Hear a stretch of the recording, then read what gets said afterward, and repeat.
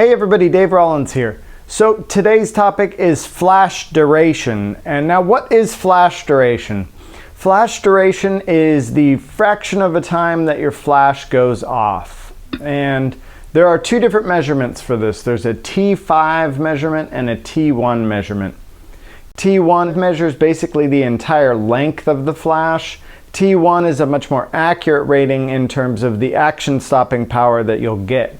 Now when a flash goes off, it has to fully charge and throw out light out of the bulb.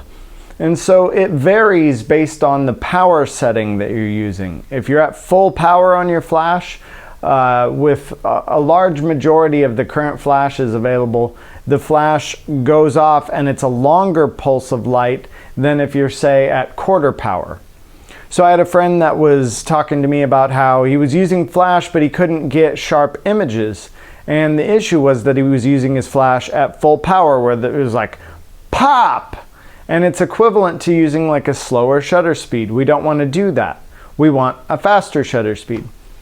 So on the Godox and the Einstein flashes that I use, on the back of them it lists your T1 measurement in a fraction, and so that fraction represents kind of what a shutter speed would also be.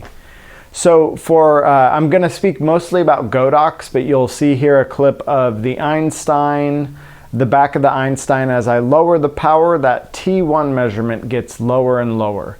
We get a faster equivalent amount of light going off, or a faster, action stopping power. When I get to the Godox, they have a little bit less power, the ones that I use, but once I get to quarter power, I'm able to get a pretty fast flash duration. It's almost 2,000th of a second, which tends to be what I use for the majority of my work. If I'm working at nighttime or doing things where I'm going to drag the shutter and move my camera while the flash goes off, things like that, sometimes I'll move to 8th power just for a little bit more. I believe it's like 3,000th of a second, somewhere around there.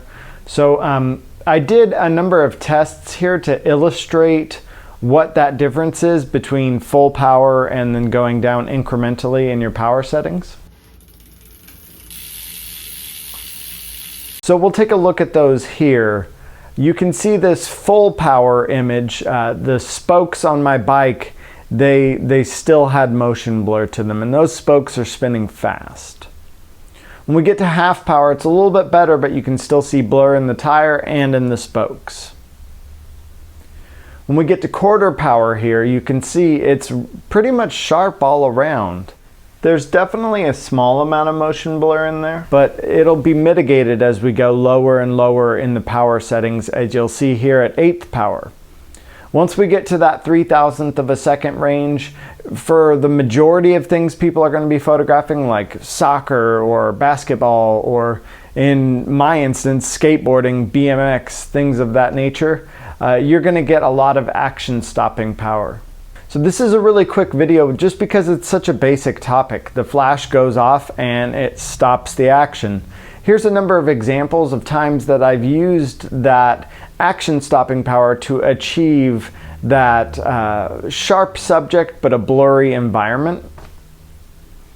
I've also done it where I had a long exposure photograph and the flash went off multiple times, and that resulted in a sequence shot that was taken as one singular photograph.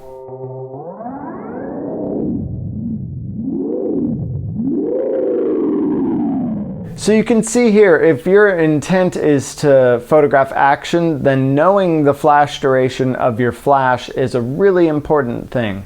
You want to look up the specifications of your specific flash. Most of them list it in a T1 time.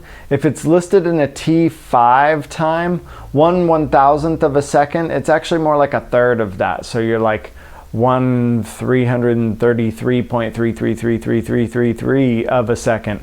So any T5 times, just divide them by 3, and that's a more accurate number of the action stopping power you can expect from that flash.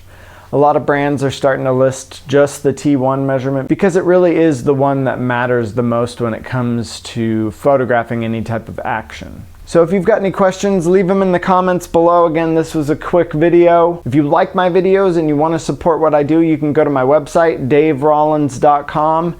You can, I've got an option for buy me a cup of coffee, buy me a roll of film, buy me a pack of sheet film. These help me out immensely in making these videos, so I appreciate all the donations that I've gotten. I also tend to have one-off prints for sale, so you can check on there if you would rather buy a print. And as always, like and subscribe the video if you like my content and help the algorithm, and stay tuned for the next video. All right, take care.